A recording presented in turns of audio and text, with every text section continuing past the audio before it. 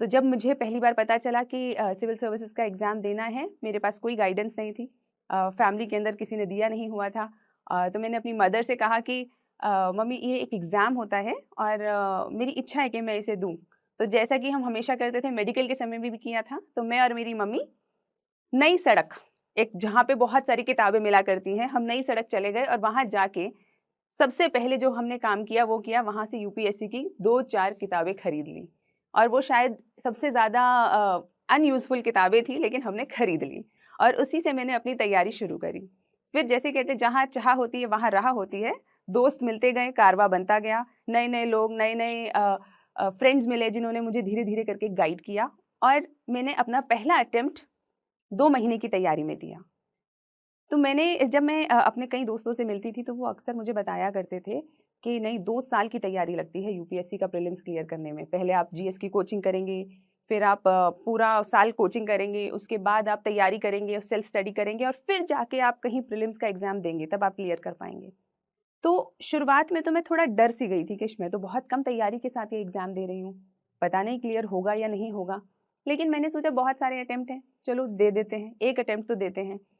और मैंने बहुत जी तोड़ तैयारी करी और 2 महीने के अंदर ही मेरा प्रीलिम्स क्लियर हो गया। ये मैं आपको इसलिए बता रही हूँ क्योंकि बहुत बार अक्सर बच्चे इस कॉन्फिडेंस को लूज़ कर जाते हैं कि दुनिया क्या कह रही है। दुनिया कह रही है कि तुमसे नहीं होगा, दुनिया कह रही है कि जो ये तैयारी है, ये 2 साल में होती है, 2 दिन में नहीं होती या 2 महीने में नहीं होती। ये सब दुनिया कह रही है, ये वो नहीं है जो आपके लिए ज़रूरी है। क्यों? क्योंकि आप अपनी कैपेबिलिटी को, अपनी आपकी जो इच्छा शक्ति है, आपकी जो मेहनत है, वो सिर्फ़ आप जानते हैं, वो दुनिया नहीं जानती। तो अगर आप किसी भी तरीके से ये विश्वास करके उनके हिसाब से अपनी तैयारी को चालू रखेंगे, तो कहीं न कहीं फ़र्क आ जाएगा। तो इसीलिए अच्छा है कि आप अपने आप पे विश्वास करके इस तैयारी को जारी रखें। तो मैंने जब 2 महीने में प्रीलिम्स क्रैक किया, तो उस वक़्त शायद मुझ में थोड़ा कॉन्फिडेंस बढ़ गया कि हाँ, मैं ये एग्ज़ाम कर निकाल सकती हूँ, मैं ये एग्ज़ाम को क्रैक कर सकती हूँ। लोग अक्सर पूछते हैं कि आपने उन 2 महीनों में कैसे तैयारी करी कि आपने प्रीलिम्स क्रैक कर लिया? तो मैं कहती हूँ कि मैंने सिर्फ़ बेसिक बुक्स सबसे पहले ख़त्म करी। अक्सर क्या होता है जो लोग यूपीएससी की तैयारी कर रहे होते हैं तो मन में एक मिथ बैठ जाता है कि पता नहीं कितनी एक्स्ट्रा ऑर्डिनरी तैयारी करनी है, शायद 100-200 किताबें पढ़नी होती होंगी, उसके बाद शायद जाके एग्ज़ाम क्लियर होगा।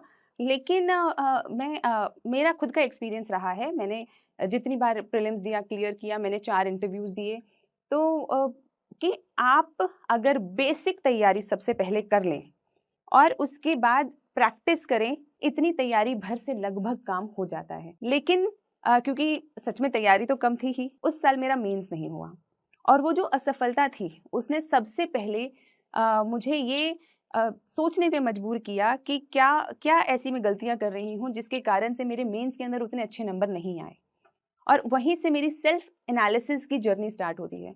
मैंने एनालाइज़ किया कि किस-किस जगह पर मैंने अपने तैयारी को अप टू डेट नहीं रखा, कहाँ-कहाँ पे मैंने मेरे आंसर राइटिंग्स के अंदर प्रॉब्लम है, क्या मैंने मॉक टेस्ट्स कम दिए हैं।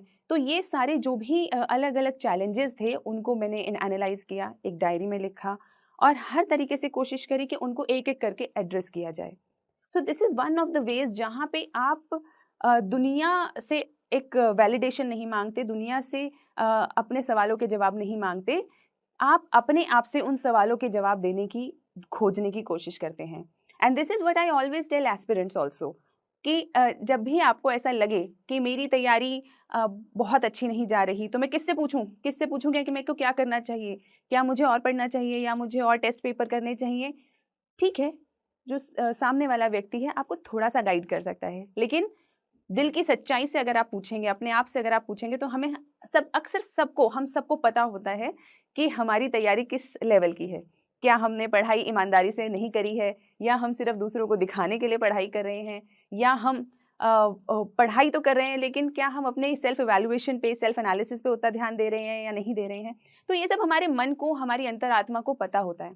तो जहाँ सबसे पहला जो सवाल होने चाहिए आपके, वो आपकी अपने आप से होने चाहिए और वहीं से आपको जो चैलेंजेस नज़र आएँ, उन्हें आप एड्रेस करें। तो जब मैंने अपने चैलेंजेस आंसर राइटिंग के चैलेंजेस को ओवरकम किया, तो बिल्कुल ओवरकम करते ही मेरा मेंस क्लियर भी हो गया। नेक्स्ट अटेम्प्ट के अंदर प्रीलिम्स क्लियर हुआ, फिर मेंस क्लियर हुआ।